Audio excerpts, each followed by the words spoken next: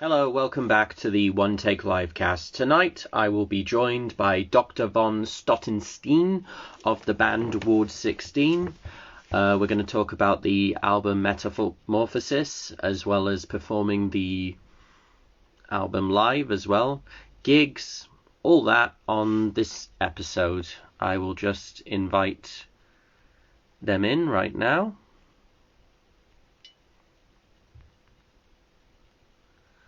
If you really like spooky stuff, by the way, as well, in an alternative music form, I've seen them live in London and they were very good. So let me just wait for them to join.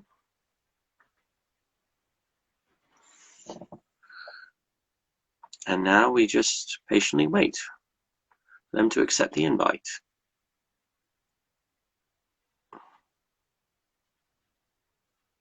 I've had a few guests on quite a bit recently, even though I kind of do the once a fortnight thing. Nevertheless, I just really enjoy doing this, and I just want to get as many guests in because I know Halloween time is coming up, and a few people are going to be busy at parties or getting stuff ready because, Hello. How you doing? Good evening, Doctor. Good evening to you. How you doing? I'm good. How are you? Yeah, good, thank you. All good. And how's the rest of the band? Yeah, they're all good. They're all locked away for bad behaviour. In their cells? Absolutely, yeah. I must say, first of all, thank you for the gig in London at the gallery. Quite enjoyed that one. Oh, yeah, we loved it.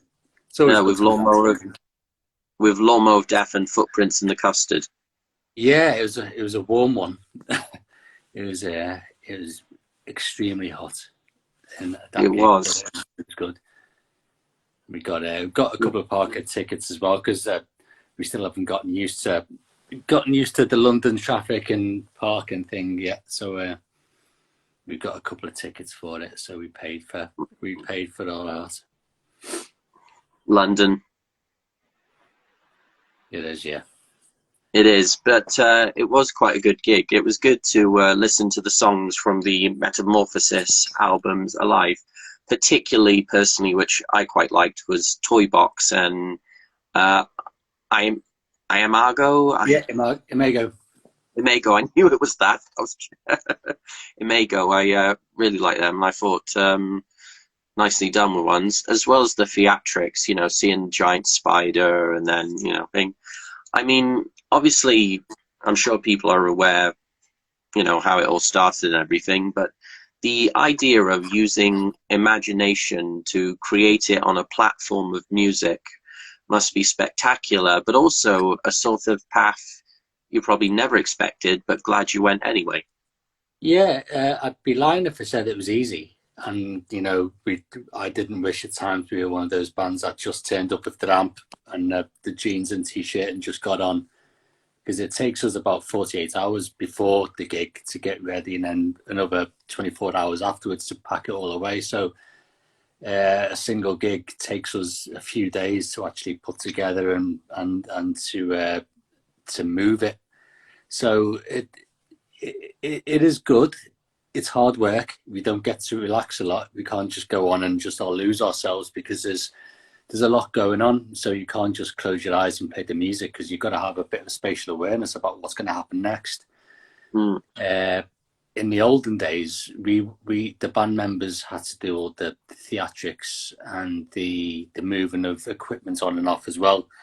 Like all the theatrical equipment. So it was very difficult because we were having to do that in between songs and during songs, and we couldn't really focus on one thing or another. It's a little bit different now that we've got actors with us that they take that responsibility, so we can just kind of step back a little bit and just do what we want. But it's really hard work. I'd be lying if I say it wasn't, but it is something that I think it becomes very interactive with the audience, and I think a lot of people have taken that on. And I think, especially as we released the album mid-COVID, So when we wrote the album, and we were actually thinking about how we were going to produce it live as well. So that was as much on our minds as the music was.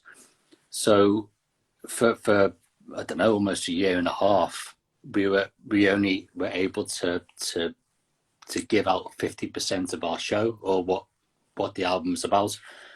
And then when the doors were opened again and everyone could start gigging, then we were able to take it out on the road. But it was still, over a year since we'd released the album, so it was good to get it out and about. But it's good to retire it soon as well. Start the new Yes. one. Yes, because you said you wanted to create a trilogy, and we've kind of had.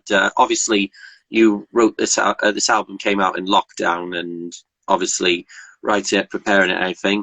But without giving too much away, what's sort of the aim for the third album? Are you trying to do what when people write a good third movie or a third series, you want it to definitely top the other one? It's going to be. I think it's going to be a bit. The middle album, Metamorphosis, is always going to be the dark one. The dark, almost somber one. So I think with what we've written so far, it's going to be a little bit more, have a bit more energy to it. I think Return of the Jedi. Absolutely, yeah. Hopefully, it'll resolve the album resolve the storyline as well. I think it's important to tie up all the ends and all the time threads, because there's about five time threads that run through all of the albums. So I think it'll be a Psycho Betty writes all the lyrics, so she'll be a challenge, but I'm sure she'll tie it all up, or leave maybe a cliffhanger. Who knows? Going back to Metamorphosis, obviously, because during lockdown and releasing, and like you said, 2022 sort of back on the road and everything. But was it sort of comforting to not rush it, not be obligated to be somewhere while you're halfway writing through a song in a way? We were really lucky, to be honest. We benefited greatly due to COVID, and we were lucky in many ways, because I've got a lung disease, so I was shielding. I wasn't allowed outside the house for 6 months, so it was scary at the beginning, but then it was sunny, so we had, and I was off. I'm paid fully for 6-7 months, so we used it on Kerry, and obviously Psycho Betty we live together, so we just spent all that time producing the album, mixing it, talking with the producers, and then doing all the marketing elements of it and the artwork, and then also booking the tour at the same time. And originally,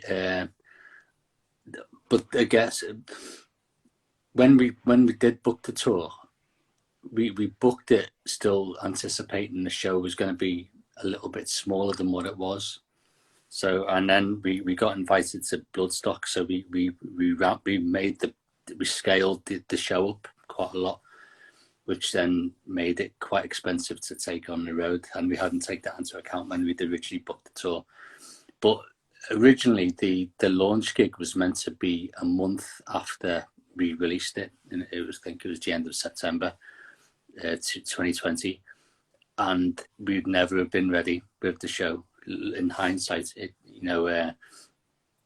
took us another 6 months to actually build all the props ourselves, and get the actors in and get them trained up and program the lights and all that kind of stuff. So I think we were fortunate that we had to cancel, because I don't think we scaled it up so much because of that. You can't rush off. No, I know, and I think you become obliged to, or well, not obliged, but you release the album and you go, okay, let's do the launch gig a month after. But looking back on it, the amount of stuff that we did in the time we were locked away, we couldn't have done that if COVID hadn't happened. So we were fortunate in one way. Our pockets weren't fortunate, but yeah, our bank accounts weren't fortunate. But that's doing this kind of stuff, isn't it? Yeah, and plus a lot of creativity goes into the work because you're not just a band that's playing instruments and giving some lyrics that uh, people can all on. Although there's nothing wrong with that and everything, because obviously, you know, listening to the lyrics and obviously the theme, like each song sounds different on the album. Some sound, but it's nice that there is a non-canonical connection as well, apart from the thing. It's Yeah. like one, like when I'm hearing Daisy, it's like I've entered a carnival or a big top, I think. And then Toy Box, again, sort of thing. But then Imago, or I'm sorry if I can't pronounce that No, right no, or no, anything. that's right. You Imago. know, that was very melodic as well. So obviously when thinking about those songs, it was like, what are we going to get this to sound like? Say, oh, the clock's already ticking in the head. Yeah, yeah. The recording of the second album is a lot different than the first. The first album, we jammed it in a rehearsal room, and the music was done separately to the actual lyrical content. So I think sometimes the the heart of the story or the heart of the storyline didn't necessarily have the context within the music that it was being playing out to. Whereas certainly with the second album, Psychoberry and myself did sit down. She told me what each of the songs and the story was to it, what the mood needed to be, Mm. and then you built it from that really. So that there was actually some kind of emotional context to it. So it was easier. It was easier in that way to do because you had full control of how or what heartstrings you wanted to pull with that one. And I think we don't necessarily go into it with an idea of how we want the song to sound because we're not good enough musicians to do that. We're not going to sit there and go, oh, we're going to play bossa nova with that. We kind of blag it a little bit. We've got lots of eclectic ideas, you know. We're all into something a little bit different, and I think it's just we're quite lucky that it gels a little bit. And then we used the same producer and the keyboard accordion player, Martin Crawley. He was in the Great band. job. Yeah, and he left, but he came. We got him back to do the accordion and the keys and orchestration on the second album because we wanted that continuity and consistency through it. So although the songs sound very different, there's consistency within the songs to say, oh, they do actually connect somehow. I found the album very organic. Yeah, it was, to be honest. We wrote we wrote it all at home on our home computer, you know, and just jammed it. And the benefits of recording it on our home system and things like that on Cubase and whatever was, but we recorded a demo, rough demo, and built it up as much as we could do with so many layers and orchestration and things like that. And then we could take it to work and we could listen to it, and you could listen to it in context and think, does this sound good if you're just listening to it, or does something need tweaking? So you'd kind of get into the nitty gritty and the minutiae, and then we'd send it around to everybody else. Then we'd jam it, and then we'd change elements of it dependent on, you know, if we needed different dynamics of the drums, or, you know, if we needed to speed something up or slow something down. We were able to then develop it, and then with those ideas, we'd take them back to the and edit the demos, and then do it that way. So it was really, it was fun to do, and it was a lot easier than going into a room with 6 or 7 musicians and go, okay, let's write something now. What are you going to do? What are you going to do? Yeah, I think sometimes that can be counterproductive. It doesn't. It has its place, but you know, it's probably not the way we work very well.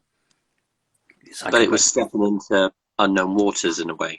Yeah, absolutely. Psychoberry needs control, and she got full control of it. So everything goes through her at the end of the day. She's the quality controller. If she doesn't like it, she lets us know she doesn't like it, and it doesn't get anywhere near the recording process. But you know, it's nice to give it, like you said, the live experience as well. I was quite gutted when the Rock in the Bowl festival was cancelled. I was going to be at that, and to see you perform from a festival experience then a venue experience would have been nice. But I'm sorry that didn't happen. Yeah, it was such a shame because they put so much work into it, and They do. the opportunity to have it on. It's always great to have it on a big stage, and also to people that haven't necessarily seen us before. We had the same experience at the weekend at the New Wave of Classic Rock. Is that we kind of get, I wouldn't say pigeonholed, but no one knows where to put us. So the rock festivals don't necessarily invite us because we look like this, but before we actually listen to what we It's sound no like. different to Alice Cooper. Yeah, but I think people still judge on looks rather than listening, unfortunately. But but then when you get there, and you do your stuff, you gain so many new people to talk to, and people to interact with a brand new crowd. Anyways, so it was a shame that we missed out on that.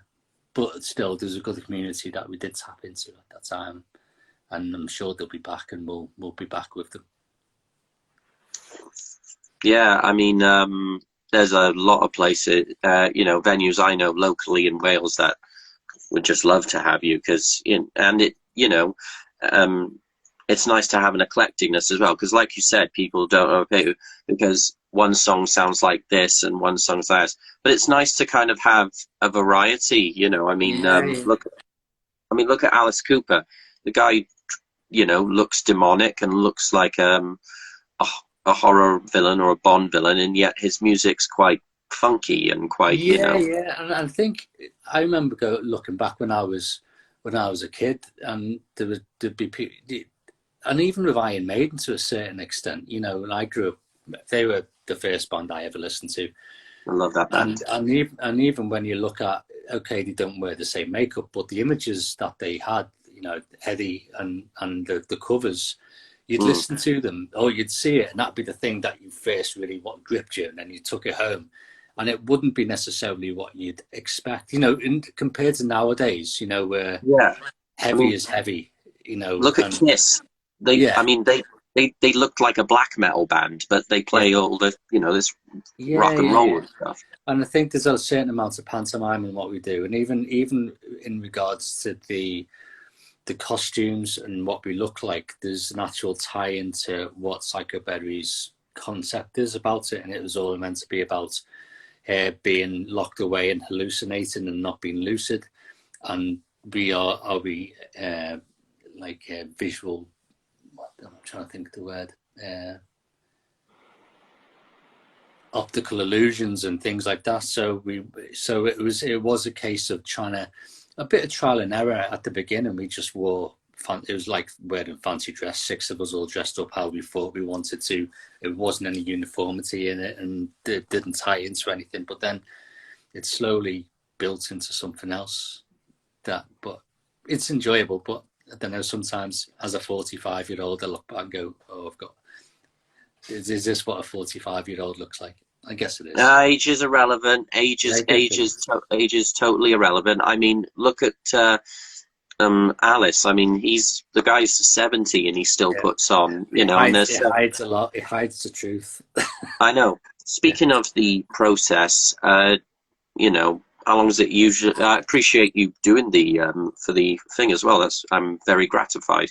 How long does the process usually take? And do you use how many magic shots did you go to get the right paint? Snazaroo are great. They don't run or anything. We tend to. Do you mean before a gig? Every gig?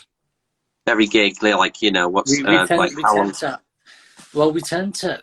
Because we don't have roadies or anything like that, we have to do all the. So we've got a full a long big transit van and a car full of the actual stage set itself. So we tend to aim to get to a gig about 4 or 5 hours early, and then we have to load out, which will take about an hour, and then set everything up and get things organized. And then we tend to try to get our costumes on as soon as possible. It doesn't take long. It takes half an hour now, depending on if we can find toilets big enough to let us in doing it. But it gets us into character. like, because we're all quite socially inept in real life. We're all quite shy and awkward, and then this is put this on, and you kind of become someone else. So a costume, it does it, and it's an funny alter ego. because kind of, yeah, but after a while you wonder which is the real one, and which is the real reality. And certainly the high pressure situations at a gig, because obviously there's a lot riding on it, and you want everyone to enjoy themselves, and there's a lot of organization and coordination, and it kind of allows you to manage it a little bit better in a strange way, to a point that when you're having the same kind of stressful situations in real life and at home or at work, you kind of wish you had this on to kind of to mirror, or not to mirror, but to give you that extra little bit of confidence to tell people to bog off when you need them to. We all need our times to ourselves, or times where we just want to be, solitudic. And, I can relate, despite having this chat show and everything. I'm very social in that. Yeah. It's hard. I think even from a perspective of, I'd never been someone very sociable or social. I like to talk to people, but it has to be in kind of right circumstances, not a life of the party. I like to stand and watch and listen and observe, and then have a couple of beers, and then kind of Relax a little bit. But even then, I'm not like really bouncing off the walls. The others are, but it's good to. But it's good to. I think since COVID, and it took a while for people to really get a bit of confidence back. I think it made people come out the shell a little bit, and find different ways to communicate and to try to keep the scene going. Because when you couldn't go and do gigs or meet people in the organic way that you'd normally do it, people like yourselves, kept the scene alive by keeping people interested in the bands that were kind of hiding away, getting all frustrated. So, people had to kind of take it on the chin a little bit and really make an effort where they probably wouldn't have done so beforehand, and they wouldn't have done something as creative as as this. They just relied on the music and got away with it. It's nice to give it like a visual presence as well, at the same time, because there's releasing a song on CD, and it's great. CD, cassette tape. Yes, I'm showing my cassette tape now, or whatever digital platform. But at the same time, to give it that live experience, to perform it in front of an audience that just wants to feel it live and everything, that must be. And like you said, to turn into these characters, to put the paint on, to put the things on, as well as tuning up the instruments and everything. Yeah. But to give the music an image, and people at this gig, they're like, oh, this is really cool, or what the is this, and everything. But at the same time, it's a mesmerizing feeling. Yeah, absolutely. You can't beat it, to be honest. And I think we try to be very interactive with the crowd when we wrote the almost like the script for the production. We tried to make it as interactive as possible, because I think there's one thing going to see a crowd or see a band or perform in front of people, but it's even better to have the people be part of it as well. So it's very important that we get our monsters out in the crowd, and and try to get them dancing, and certain members get into the crowd themselves. So it becomes almost it feeds off each other, and I think it's one of those ones where it's like there is old cliches about like the energy of the crowd really feeds the bands and all that, and vice versa. But it's true, you get great energy. And the hardest gigs to play are the ones where you're seated, and you've got people seated in the crowd. That's really difficult to play. We haven't had one of those for a while, but it's hard to do what we do that way. It's hard to get people bouncing. Well, they could do this. Yeah, absolutely. Yeah. Shuffling the feet underneath. Yeah. Sorry, went blind for a second. Ah, there we go. Um, for the next album, obviously, other than creativity, would you sort of go down the pantomime route though, but a completely different route, or would you like to just do something a bit more, imaginative but realistic as well?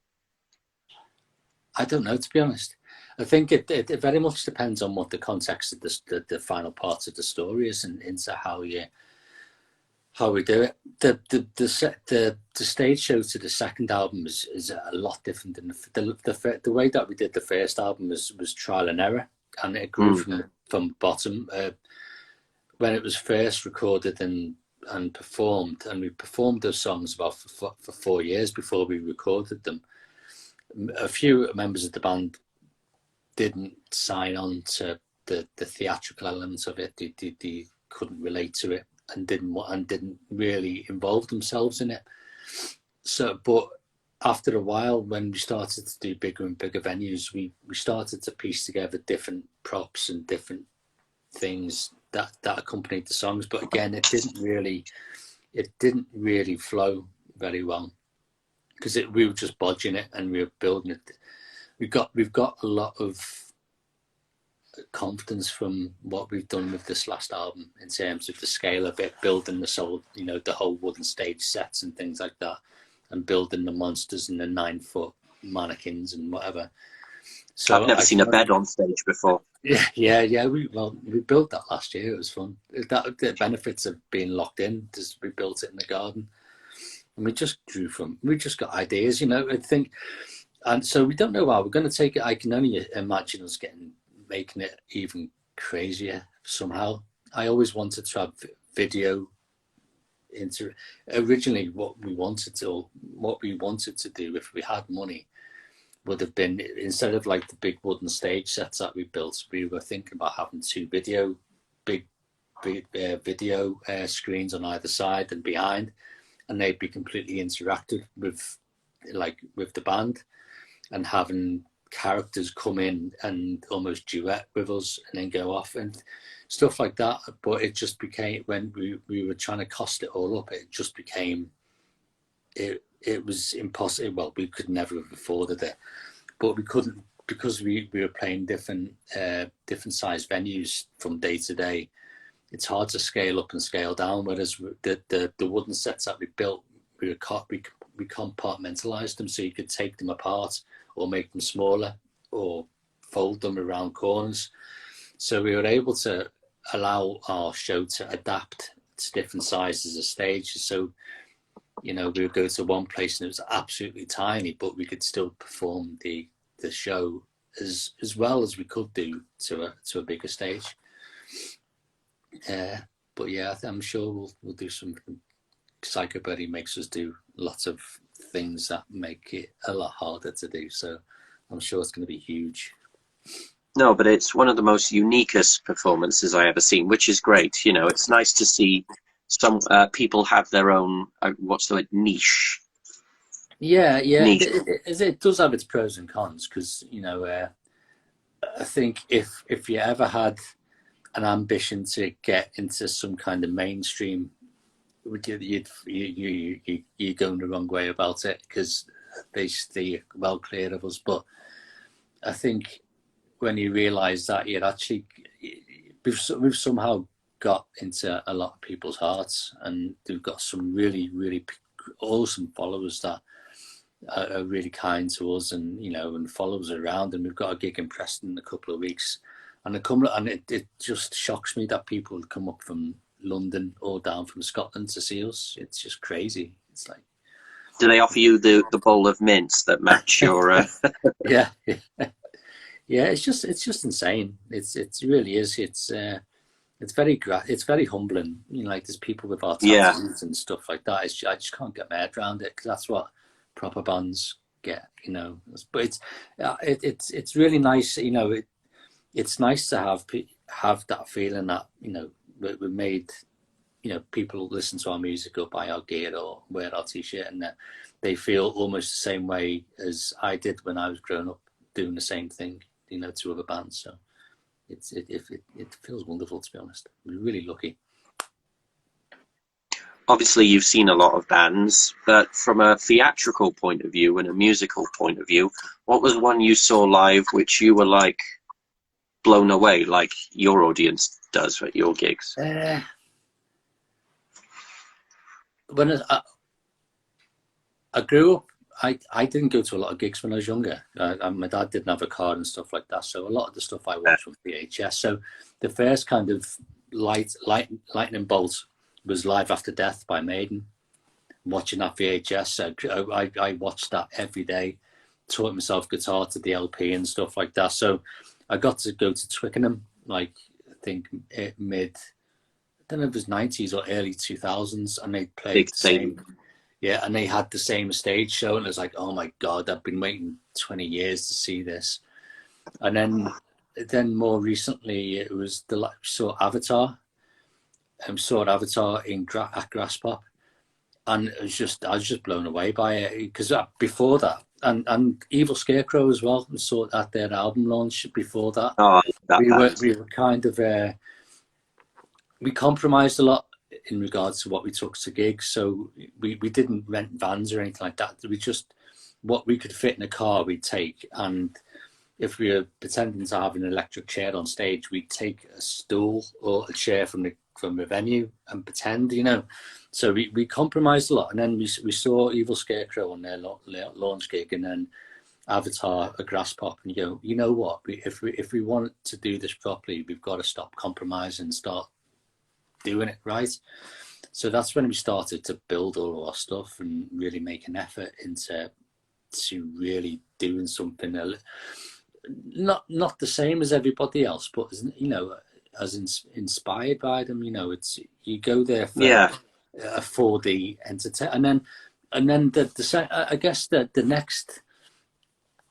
next lightning bolt was how we thought what our gig should be.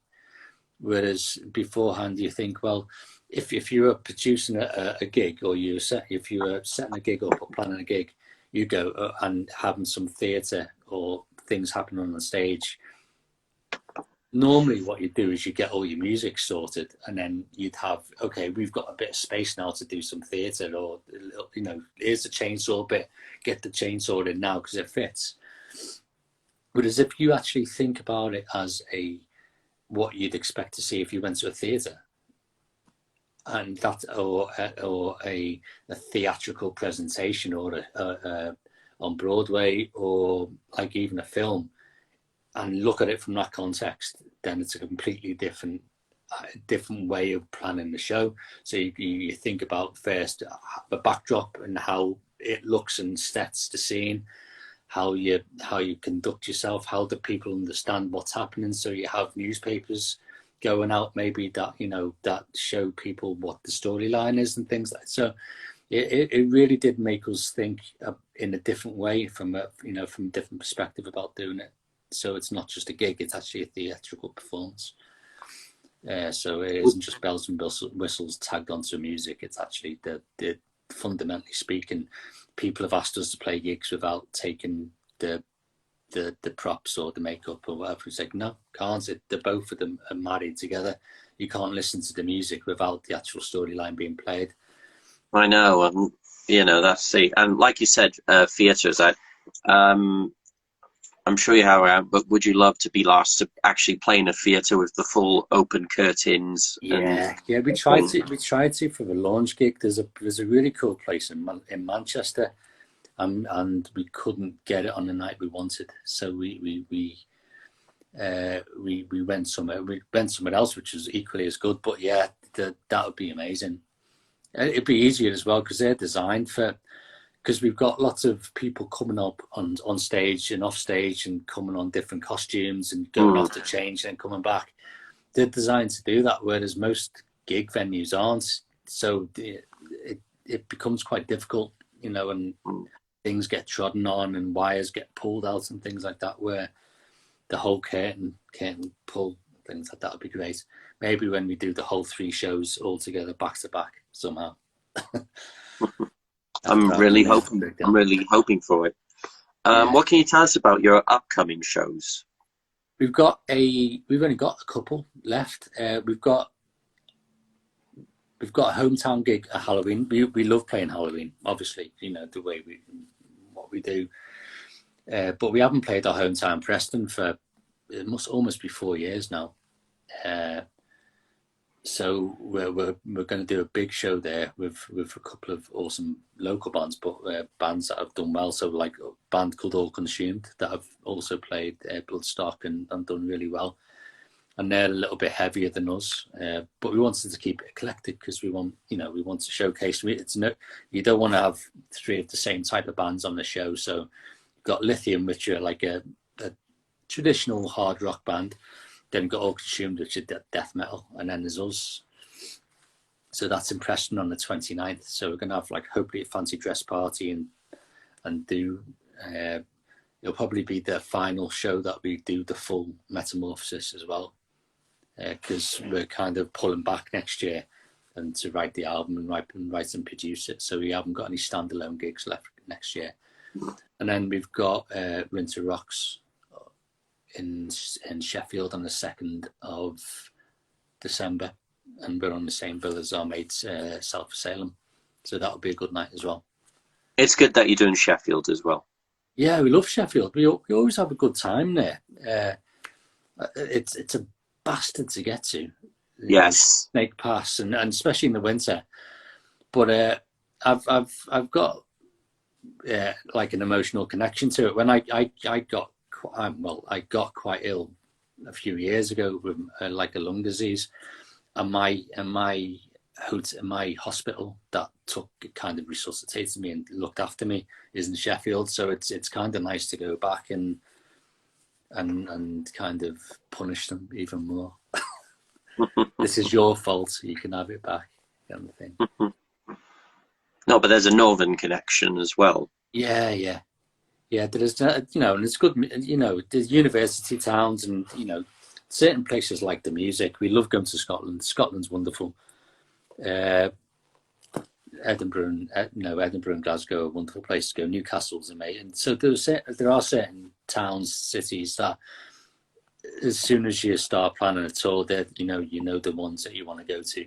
Certainly, one of the things that it's not to say unfortunate, but the Metamorphosis tour was quite small in comparison to what we've done in the past, mainly because we had a baby, so we were still kind of trying to, I had a baby a year ago, so he was only 4 or 5 months when we were touring, so we couldn't go too far afield and do too many gigs, because the babysitters would shoot us, and she's still breastfeeding and things like that. So it's very, very difficult to try to balance being adequate parents and adequate musicians at the same time. So Adam's fan. Yeah, absolutely. Yeah, can't regret it, but it's just one of those things to balance, really. We got shouted at a little bit by people that thought we didn't go south enough, which we didn't go south. Bristol's quite south for us. And Norwich, it takes 7 hours to get to. But any good memories from Wales? Yeah, we loved it. Fuel was amazing. We played Bridge End in the past when we played with Doyle, but we'd never played Fuel before. So we got there really because we played Bristol the night before. So we'd stayed in Cardiff that night. We drove from Bristol to Cardiff that night and spent the whole day in Cardiff. So we went walking around the castle. And what did we do? We did yoga. Well, a couple of us we were doing yoga on the lawn of some performing artists, and then we had a great night of Fuel, and then we spent the rest of the night in some kind of arcade cafe. So it was really good. NQ6. Was this at the night or in the day? In the night. Oh, so arcade cafe. Do you mean NQ64? That's the one. Yeah. And it's got like murals of video game stuff on there. Yeah. After the gig, we had a couple of pints. Fun place. And then that was the only place open after 2 or 3 o'clock, so we stayed there. So it was really good. once you partied in Fuel, you go to NQ64. Yeah, right. Yeah, yeah. So we had a really good time. It's like obviously I'd like to go a bit north of Wales as well because it like the Tivoli and stuff like that. For or bands I've to grown up. Sorry. Llanfair, Porth Gwynedd, Quindrobo, Nantysilio, Silo Gogogoch. Now that's north. Absolutely. Yeah. You stick that on the t-shirt on the back. Yeah. Poor postman. Yeah. Yeah, because I'm from the Whittle, so we're more or less a stone's throw away from Wales, North Wales. So it was always somewhere that we'd go as kids to go to, like the Tivoli and to Chester and things like that. So we haven't gone that side of the country yet. So I want to do a little bit more of that.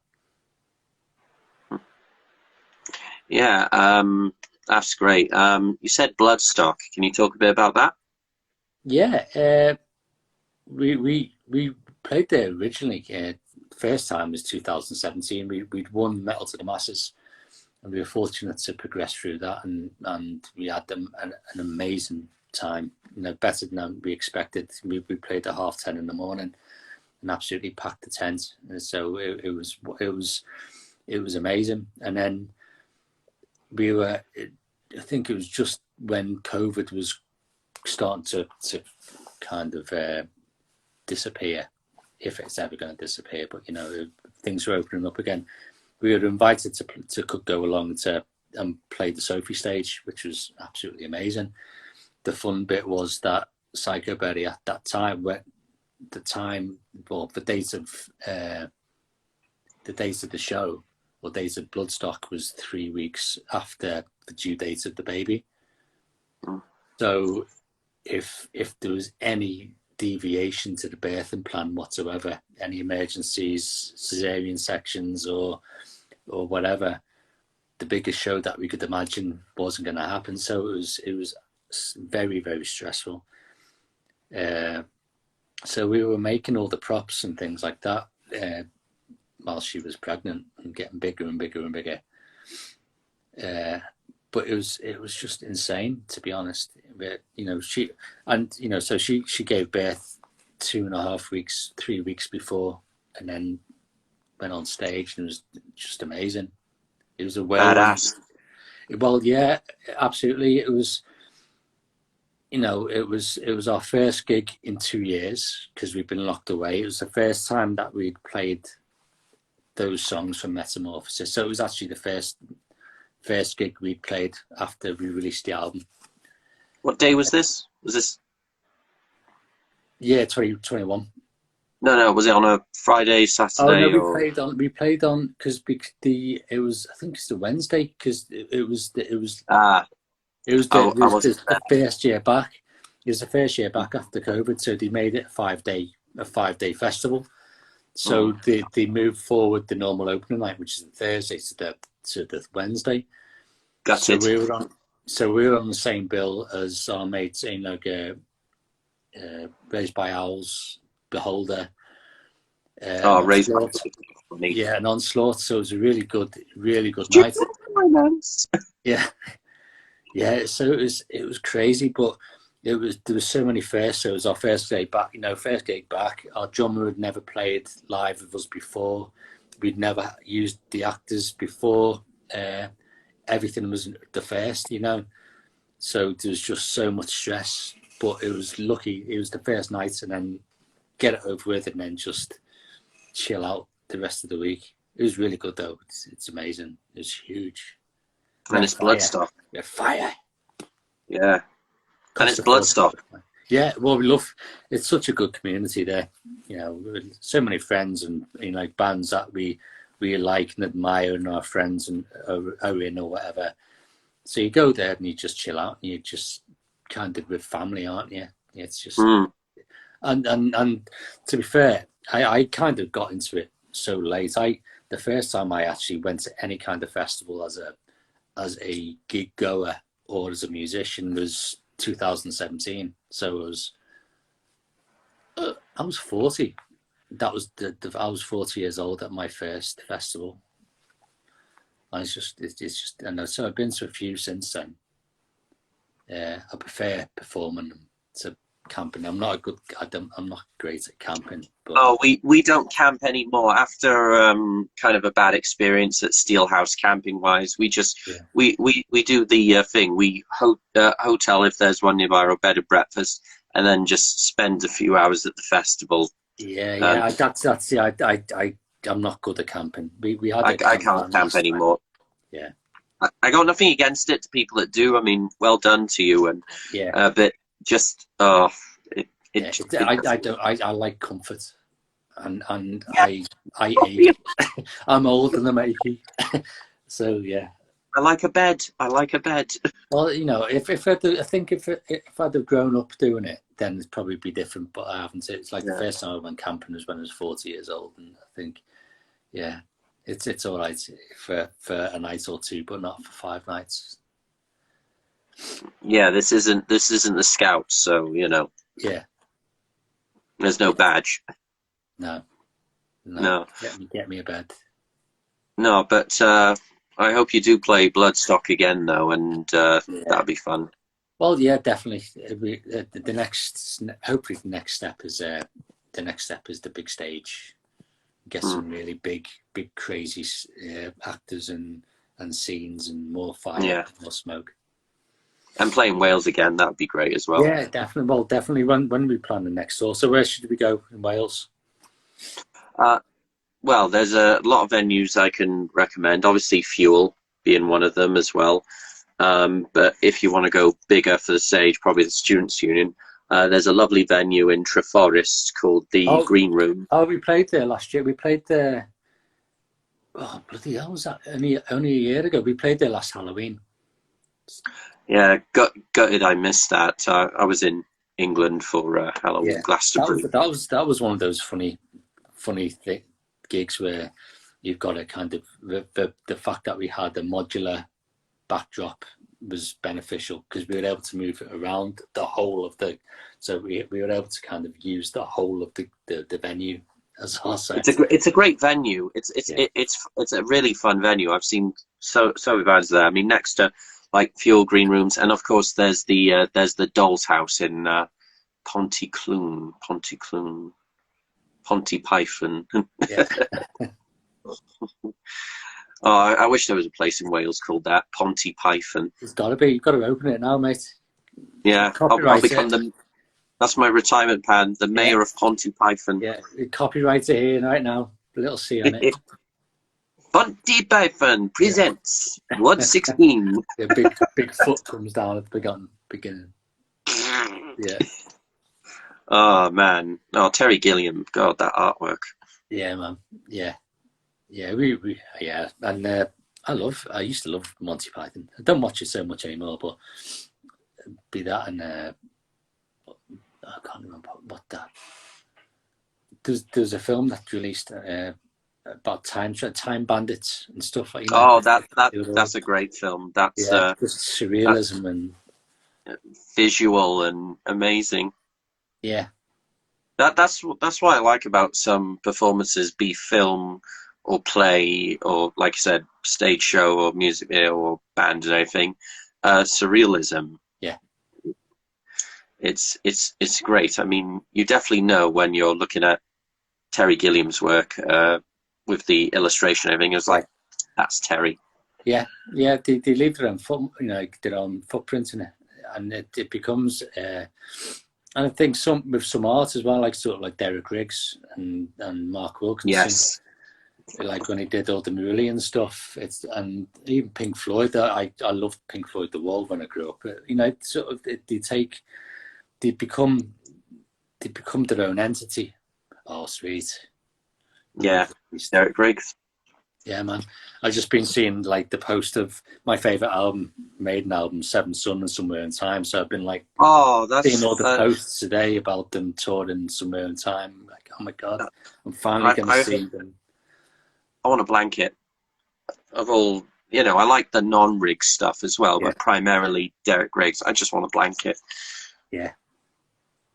But I love visual art. I mean, speaking of which, I like the visual art you did for both your albums and everything. I mean, it was nice to sort of make a sort of crucifixion sort of look for Metamorphosis, but Yeah, also for the first album as well. Um, can you talk more about that? yeah. Psycho Berry does all of our artwork, so she paints it all uh, by hand, and so all of the artwork that's ever come out an album or a single perspective, or sometimes even a video, she's actually painted it. She's pretty clever, to be honest. Really, she's the talent in the band. I'm kind of like a doer. If I'm like her winged monkey. So if anything needs doing, Fly, yeah, fly. fly, you fool. Go and annoy people enough to give us a gig, and she'll just sit there in a throne, cackling to herself. But yeah, but given she's a graphic designer in real life, and given time for her to do it, she just produces the most amazing stuff. And even when she doesn't have time to do it and she thinks it's crap, it's the most amazing stuff as well. So, but she's just her own worst critic. So I bet there's like a scrapbook of attempted designs or yeah, design, and they could work for the next one, or it's in a nice little scrapbook. Like that's nice, but just didn't work for the album. yeah, absolutely. There's a few. We've got some on the wall and things like that.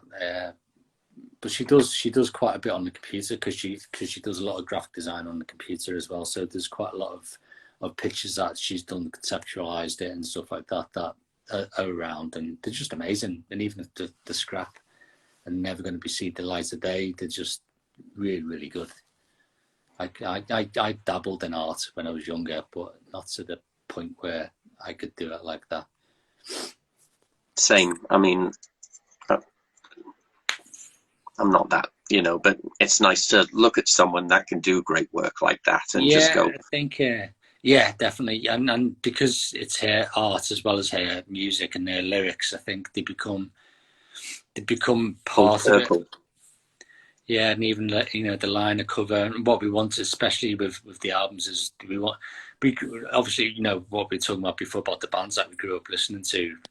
The liner booklet and things like that are very much fundamental to the experience of listening to music. You listen to your LPs or whatever, and you're looking at either the liner or the booklet, and you're reading the lyrics, and you're looking at the artwork and things. So it's very much tied into. She made a massive effort in regards to keeping it all into context, as well as making it a little bit individual to what she does. I think she did really well. And props to the band for their contribution as well as their work for it as well. I mean, the album personally, like I said, I find it, if I could put it into 2 or 3 words, or 4 words, very organic and very well grafted. That's cool.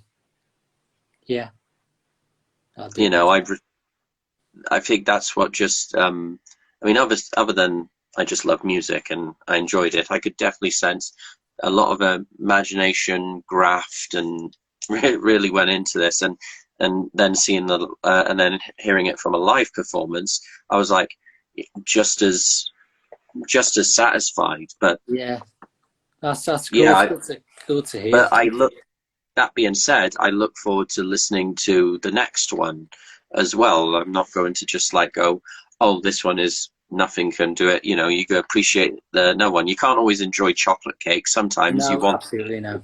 sponge. Yeah, I'm looking forward because we've been listening and playing this album now for almost 2.5 years. So Yeah. it'll be good to although we've only been gigging it for a year, it'll be good to actually. We've started to write demos, and it's been long enough time between writing the last one and this one to have grown a little bit and been influenced by little, different things as well. Because we didn't want it to. Some bands start writing it straight away, the next album, but then you're more or less writing it with the same mindset and skill set as you wrote the first one. So it was important, we were conscious that if we give it a couple of years, go, do a full tour, meet some amazing bands along the way, and different styles and different genres, pick little bits and pieces out of each one of them, and meet new people, and then you kind of grow as people, don't you? And Yeah. that's the only way you kind of grow as a musician. Otherwise, you're just gonna play the same thing over and over again, and then you're not really doing what you want to do. You're just being comfortable. Got to fly. Yeah, definitely. Well, speaking of it, I am very much appreciated for being on the show. Thank you for your time and telling what you've told and everything. And love to have you back on the show. Hopefully discussing the new material as everything. But I'll bring some of the others next time as well. Yeah, absolutely. That would be great. But thank you very much, and best of luck with the remaining shows of this year, and may everything go well in your favour. Yeah, take care of yourself, mate. Have a good one. Thanks for having me. Take care. Yeah, have a good weekend, sir. Take care.